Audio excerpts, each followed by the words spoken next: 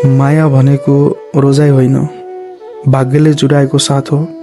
तिमी भेटिनु मेरो जीवनको सबैभन्दा सुन्दर समयको। दिन ढल्छ, रात गइरिन्छ, म तिमीलाई सम्झाउँछु।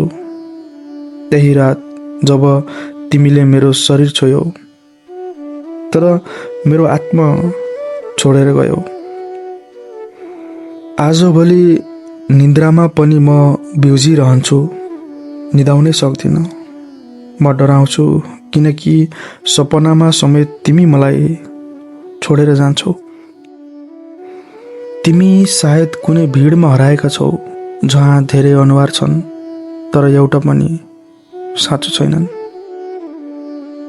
सायद तिमीलाई कहिल्यै थाहा हुने छैन कि तिम्रो एउटा फर्केर हेर्ने कदमले मलाई बचाउन सक्थ्यो, तर तिमी फर्किनौ र म तिम्रो प्रतीक्षामै बिस्तारै बिस्तारै समाप्त हुँदै गएँ। सुगन्धित फुल पाएछौ, बधाई छ तिमीलाई, तर मैले पुरै बगैँचा तिम्रो नाममा गरेको देखेनौ। प्रेममा सबै त्याग्न तयार हुनेहरू अन्त्यमा प्रेम नै त्यागिदिन्छन्। आजभोलि म आफैलाई ऐनामा हेर्छु, तर त्यहाँ पहिलेको म देख्दैन। त्यहाँ एउटा अपरिचित अनुहार छ, जसले धेरै माया गर्यो, धेरै विश्वास गर्यो र अन्त्यमा आफैलाई नै गुमायो।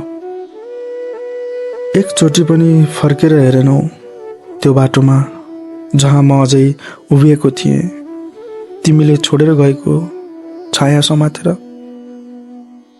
जीवन जिउँदै जाँदा यति बुझेँ, आफ्नो लागि दरिलो खम्बा आफै बन्नु, आफ्नो लागि ताली आफै बजाउनु।